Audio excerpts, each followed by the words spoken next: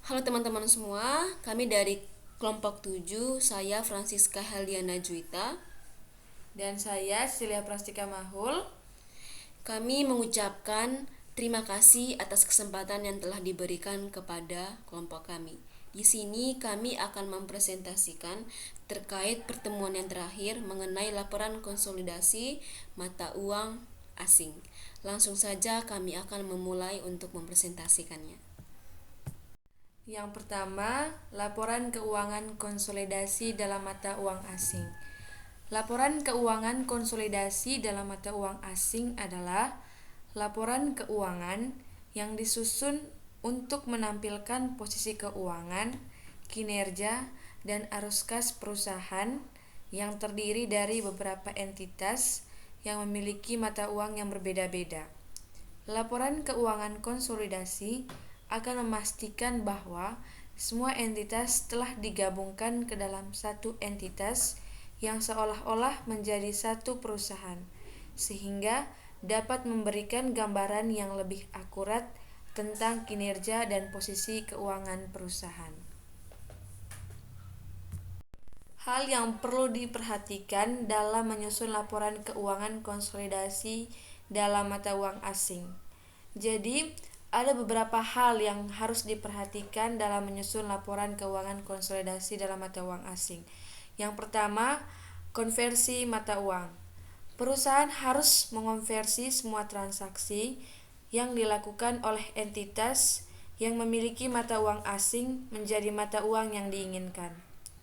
Setiap mata uang asing yang digunakan harus dikonversi ke mata uang yang digunakan dalam laporan keuangan, seperti dolar Amerika atau euro. Yang kedua, penggunaan kurs tetap atau kurs rata-rata. Ada dua metode dalam konversi mata uang, yaitu menggunakan kurs tetap atau kurs rata-rata. Kurs tetap digunakan ketika perusahaan ingin menggunakan kurs tertentu untuk konversi semua transaksi yang dilakukan oleh entitas yang memiliki mata uang asing. Sementara itu, kurs rata-rata digunakan ketika perusahaan ingin menghitung kurs rata-rata dari semua transaksi yang dilakukan oleh entitas yang memiliki mata uang asing. Yang ketiga, penyesuaian nilai tukar.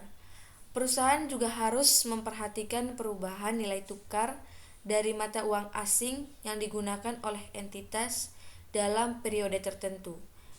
Ketika nilai tukar berubah, nilai aset atau liabilitas yang dilaporkan dalam laporan keuangan juga akan berubah. Oleh karena itu, perusahaan harus melakukan penyesuaian nilai tukar pada akhir periode untuk memperhitungkan perubahan nilai tukar tersebut. Dan dalam menyusun laporan keuangan juga, perusahaan juga harus memperhatikan peraturan dan standar akuntansi yang berlaku, seperti International Finance Report Standards atau IFRS atau General Accepted Accounting Principles atau GAAP. Hal ini akan memastikan bahwa laporan keuangan yang disusun dapat diandalkan dan memiliki integritas yang tinggi. Berikutnya, tujuan transaksi. Ada dua tujuan transaksi. Yang pertama, menyediakan informasi yang umumnya kompatibel dengan pengaruh ekonomi yang diharapkan dari perubahan kurs terhadap arus kas dan ekuitas perusahaan. Dan yang kedua, merefleksikan pada laporan konsolidasi hasil keuangan serta hubungan entitas konsolidasi seperti yang diukur dalam mata uang fungsional sesuai dengan prinsip-prinsip akuntansi yang diterima umum.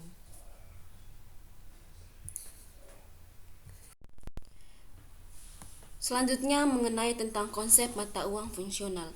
Pengertian dari mata uang fungsional adalah mata uang yang digunakan di dalam lingkungan ekonomi utama di mana entitas tersebut beroperasi.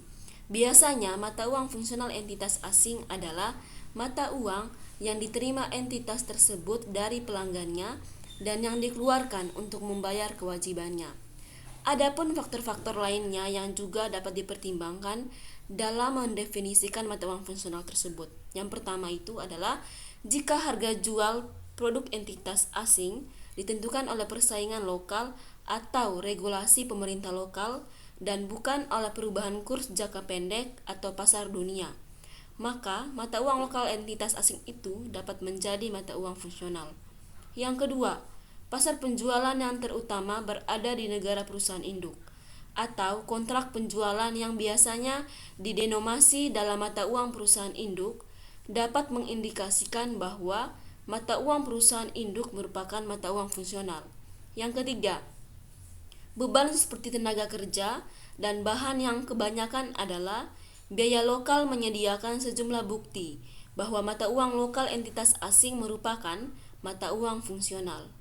Yang keempat, jika pembiayaan terutama didenomasi dalam mata uang lokal entitas asing dan dana yang dihasilkan oleh operasinya sudah cukup untuk melunasi utang yang ada dan diharapkan, maka mata uang lokal entitas asing tersebut dapat menjadi mata uang fungsional. Yang kelima, volume transaksi dan kesepakatan antar perusahaan yang tinggi menunjukkan bahwa mata uang perusahaan induk dapat menjadi mata uang fungsional.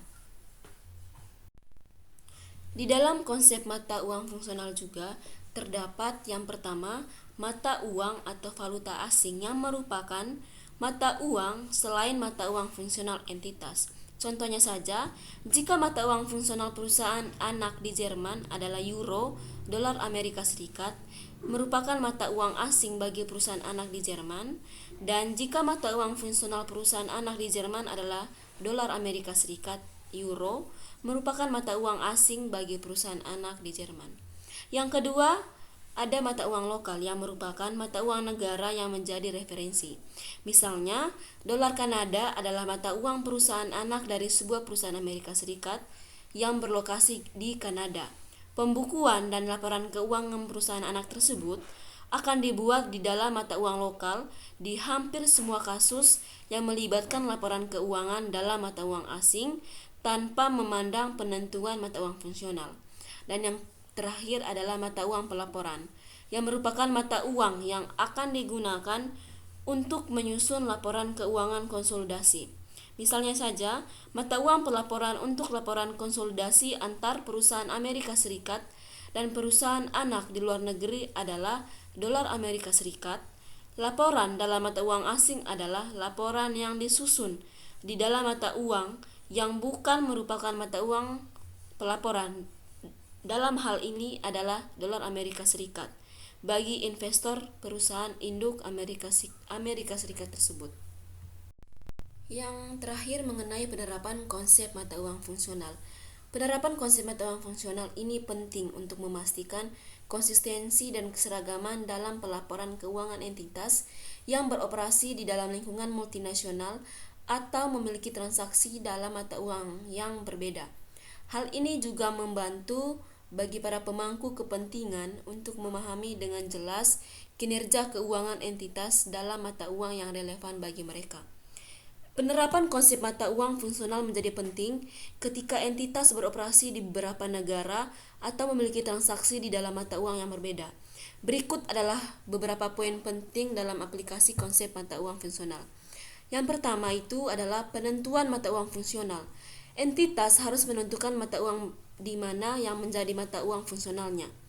Biasanya mata uang fungsional adalah mata uang lingkungan ekonomi utama di mana entitas tersebut beroperasi dan menjalankan operasi utamanya. Selanjutnya, penyajian transaksi dalam mata uang fungsional. Setelah mata uang fungsional ditentukan, transaksi keuangan harus disajikan di dalam mata uang tersebut dalam laporan keuangan. Ini melibatkan konversi mata uang asing ke mata uang fungsional menggunakan kurs yang berlaku pada tanggal transaksi atau menggunakan metode yang diizinkan berdasarkan prinsip akuntansi yang berlaku. Yang ketiga, penyajian laporan keuangan. Laporan keuangan entitas harus disusun dalam mata uang fungsional. Ini berarti bahwa sejumlah yang tercatat dalam laporan keuangan seperti aset, kewajiban, pendapatan, dan beban akan disajikan dalam mata uang fungsional. Yang berikut mengenai pencatatan kurs valuta asing.